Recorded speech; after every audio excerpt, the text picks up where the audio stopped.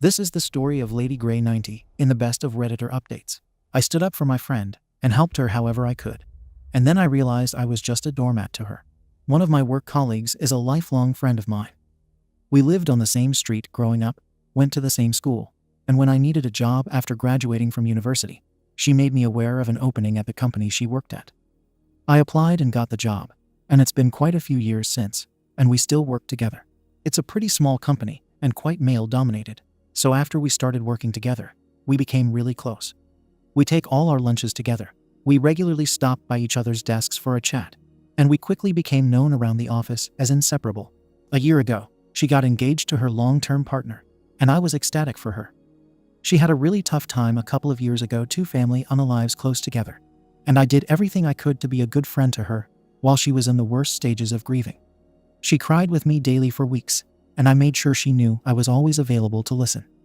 I also took about a third of her workload off voluntarily, so she could take days off when she needed to without stressing about her work building up. So now that life has gotten better for her, and she's always smiling and excited, it's really nice to see. Ever since she got engaged as expected, she's talked a lot about wedding plans, especially at our lunches. I know basically every detail. When she booked her venue, she was really excited, but she refused to tell me where it was going to be, saying that she wanted it to be a surprise when the invitations came out. The wedding is 2 weeks away now, and I've long since stopped waiting for my invitation to show up. I know when they were sent because she told me all about delivering them and shows me every day the gifts people have started to buy off their registry.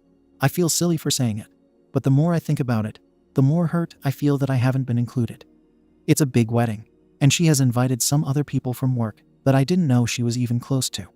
She hasn't mentioned the reason why I'm not invited, and at this point, I feel too awkward to ask. I guess it's just a slap in the face because I really thought we were close, and now I'm realizing that maybe we're not. The trouble is, since all this, I've started to really examine our friendship, and I'm wondering if she even cares about me at all. I can think of 100 examples where I've helped her work through decisions, listen to her vent, stand up for her when she's had issues with colleagues, etc. Even tons of little things like if anyone brings in cake and she's out of the office, I always save her a slice so she doesn't miss out. But I can't remember a time that she did anything for me in return. Now, when she talks to me, I've realized she doesn't even listen to me. When I'm finished talking, she just carries on with what she was saying before, almost as if I'd never spoken at all.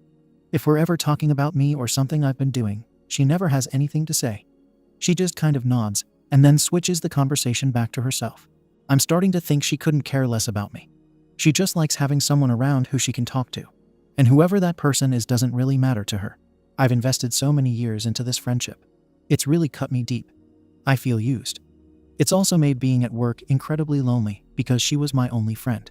I've stopped having lunch with her, and anytime she tries to chat, I politely bring the conversation to a quick end and go back to work. She doesn't appear to have even noticed. I do still wish her well. I'm still glad for her that life has turned around and she's so happy, but I'm a bit lost. I'm not sure if I'm being too harsh because I'm hurt, or if I even have the right to feel hurt in the first place. As far as I know, weddings have a finite number of guests, and you have to leave people out that you would invite in an ideal world. But I'm not sure there's any way back from this either. Has anyone else had a similar experience? Am I being unreasonable or overdramatic? Should I just let the dust settle and see how I feel then? Edit 1. Just to clarify things that have been asked a lot or requested to be put in an edit. 1. She hand-delivered the invites to other people at work, so I know it hasn't been lost in the post. 2. I haven't asked her about it because I'm a total doormat and scared of difficult conversations. And 3. I invited her to my wedding, but that was years ago, so it's possible she thinks things have changed since then. I have read every single comment. Thank you all so much for taking the time to give me advice. You have given me a lot to think about. Opinion seems to be divided over whether or not I should confront the wedding invitation issue or just let it go. I am definitely going to make sure that it isn't a mistake. But as for getting an explanation why she didn't invite me, I'm undecided. I'm going to think about that and the best way to proceed. But your thoughts have all been really helpful. In terms of our friendship in general, I'm not going to be too hasty to write it off. I'm going to try to put my feelings aside and see if I'm right about it being one-sided. If it is, then I will have learned a good life lesson. And if I see it as worth saving, then I'll have to deal with that the best way I can. It does seem the bigger issue here is my non-confrontational approach to my relationships. Some of your comments were hard to read, but only because I know you're right, and this is something I have to change. I've withdrawn from friendships before because they've hurt me, and I've felt unable to say anything, and that's not really fair. It's a general problem I have with uncomfortable conversations. Whenever I have to have them, I basically descend into a panic. My mouth goes dry, I shake, and I can't find the right words to say. If it's a bad enough problem that I can't ask a good friend a simple question, then I can't ignore it anymore, and I need to work on this. Thank you for pointing this out to me as a real problem. I'm going to find a way to get better at it. I will post an update on what happens. Thank you again. TLDR, my best work friend didn't invite me to her wedding, and since then I've started to question our entire friendship. I think it's permanently damaged everything we had, and I'm feeling really hurt, lost, and unsure of how to proceed. Update. So it took me a few days to decide the best way to approach this. But yesterday I had lunch with her again and had the conversation. I started by saying, "So you've sent all your invitations out now, haven't you?" She looked immediately panicked by my question, and I knew right away that she didn't want me to go down this road. When she said she had sent them all, I asked if that meant she could show me her venue now. She showed me its website, including the photo gallery, and talked me through everything about where everything was going to happen, all the flowers and decorations she was going to add, etc. It's a nice enough country hotel with some pretty gardens, but I'm not sure what all the secrecy was for. I probed a little more, asking who she's invited from work. The list didn't include me, and she said I was looking forward to seeing the photos, so I could see how everything looked. She didn't tell me that I would see it on the day, and then I was completely sure that my lack of invitation wasn't an accident. She looked so relieved when I switched subjects and asked if she was excited about her honeymoon and having a rest from all the wedding stress. So I'm definitely not invited. I thought it over carefully, and I have decided not to ask why for 3 reasons. The reason is already fairly obvious. She clearly doesn't think we're anything more than colleagues, and I've misread the situation. There were some other theories suggested, e.g. jealous husband-to-be, associating me with her past grief, but considering everything I know about her and our history, I'm sure it's not that. I'm not sure why she didn't cool it on the wedding talk with someone she had no intention of inviting, or even just bring it up with me and explain why I'm not invited, but never mind. Having an awkward relationship at work is the last thing I want. I'm worried that if I push this and turn it into an issue, I'll look pathetic and needy, or it will just be unprofessional. I also run the risk of her bad-mouthing me to colleagues and mutual friends, and I will find it much easier and less messy to handle my own feelings quietly. This is a once-in-a-lifetime experience for her, and I don't want to be the source of drama that dampens her spirits at all. I'd rather just let her enjoy her wedding, make good memories, and not bring her down. And I'm fine with not going.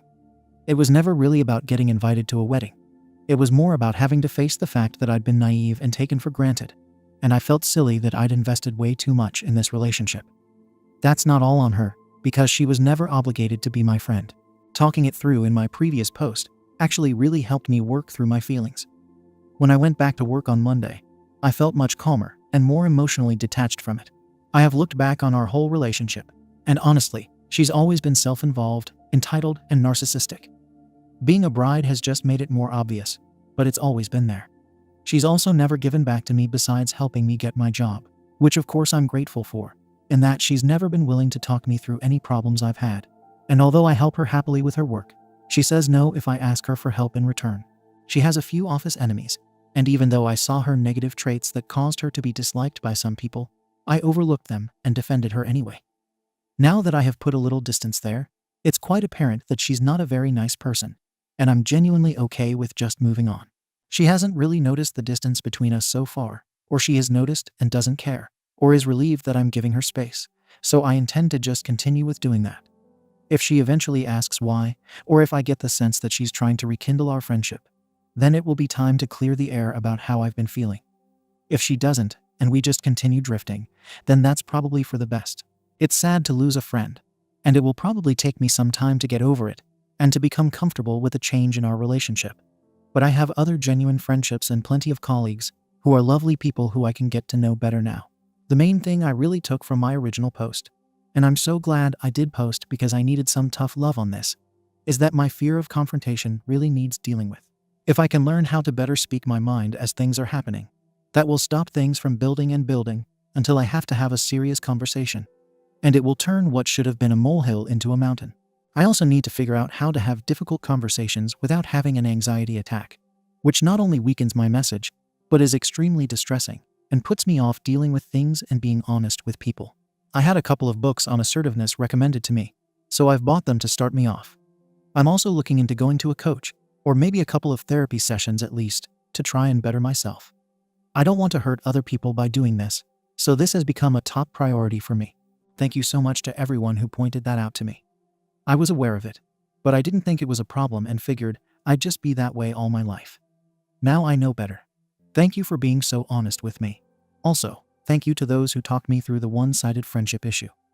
I'm a good listener and have always attracted people who need to vent, but I only ever noticed the one-off conversations and didn't think I was being taken advantage of as a long-term listening ear. I have been examining my other friendships in the last few days to see if anyone else is using me in the same way, or if I've even been doing this to others without having the self-awareness to realize it. There are a couple of changes I need to make, including a friendship that I need to set some boundaries in, and another one where I've not been giving back to the other person as much as I should have. I have learned a really valuable lesson from this about maintaining healthy relationships, and I'm very grateful for that. TLDR. So I'm definitely not invited. Our friendship is likely over, but that's actually okay, and I'm going to work on my assertiveness so I can handle things like this better next time. I'm also going to move forward, having learned a good lesson about friendships being two-way. Edit. A few people have been asking about the books I recommended. Nonviolent Communication by Marshall Rosenberg, When I Say No, I Feel Guilty, by Manuel J. Smith, Why Men Love Bess, by Sherry Argoff. Final update. It's been over 4 years since I posted my original story. I have received occasional messages since asking for an update, but I didn't expect to post one. However, my story was featured in a YouTube video yesterday, and I've had a flurry of messages, so let me tell you what has happened since. The colleague and I still work together. In the time that has passed, she has had 2 kids and took 12 months off for each, so she hasn't actually been around a lot. At first, I avoided her. Looking back, I was being petty and giving her the silent treatment. I was hurt, and I wanted to hurt her back. Not my finest hour, but the joke was on me, as I don't think she even noticed. But then 2020 happened, and we were working from home. Then she went on maternity leave, and by the time we were back together in the same office, it had all been long forgotten. At this point in time, we are friendly. I genuinely hold no grudges, but I understand what our relationship is now. I don't overextend myself, and I don't expect anything more from her than chit-chat. In the meantime, the company has grown a lot, and I have a good group of work friends. We go out for lunch, go to the pub on Fridays, and sometimes hang out on weekends. I have always had some wonderful friends, but now I have a bunch more, and these ones I get to see 5 days a week. One of the people in this group got married 4 months ago. Not only was I invited to her wedding, but also to her hen bachelorette party. I was on the photographer's list for an official photo with her along with the other work friends she invited, and after a few drinks, she gave me a big kiss and said she was so pleased I was there. Another one of them is recently engaged, and although her wedding is a while away, I have already been informally invited without having to ask, and my colleague has another work friend that she leans on now. When things upset her at work, I'm no longer the person she comes to for a rant or a cry. I'm totally fine with that because it was an emotional drain. As for me being a doormat, I have grown a lot as a person since then. For a start, you really do just care less as you get older. Hitting 30 did wonders for my self-esteem and inner peace. Secondly, I have grown in confidence. I used to be terrified of letting anyone down, so I overcompensated. It took time for me to realize I was actually a really good friend. The more people I meet who like me just as I am, the safer I feel being authentically me. With this growth in confidence, I started using my voice a bit more, first with little things. When nothing bad happened, it got easier. I could speak freely without being afraid of losing friends. There's been no major drama, but I believe if there was, I could handle it much better. Some of the messages I've received have been asking for advice. So here are my 2 cents that I learned from this whole situation. Healthy friendships have a balance of giving and taking. If you look back over the history of a friendship and the balance is unevenly weighted, you should address that. Can you remember the last time you did something thoughtful for a friend? Or did they do something for you? Who normally reaches out first? If you live a distance apart, who makes the effort to travel? Who do you spend the majority of your conversations with? Would you call them if you were in trouble? And if you did, do you think they would be there for you?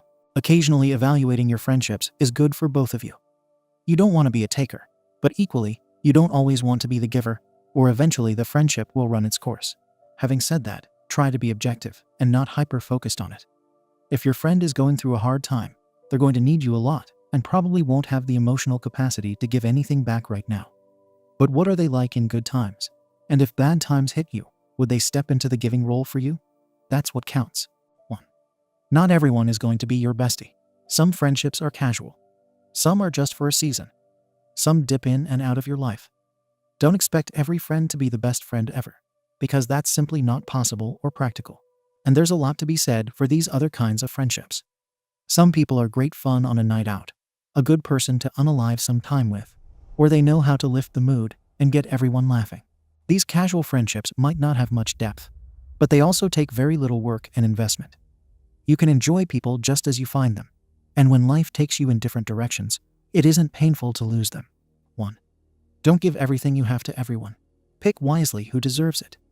Chances are there are only going to be a handful of people in your life who you can trust and love enough to pour your heart and soul into. And when it's chosen carefully, it means even more because they're so special to you. If you're currently grieving the loss of a friend who was never really your friend, I just want to give you a big virtual hug. It's not just painful, but also embarrassing and confusing. It makes you question yourself and all your other friendships too. But time heals, and you have true friends just around the corner. Take care of yourselves. TLDR. My colleague and I are now fine. I have some new and genuine friends at work, and I'm actually grateful for the lesson in being a better friend and taking care of myself. Thank you for watching the video.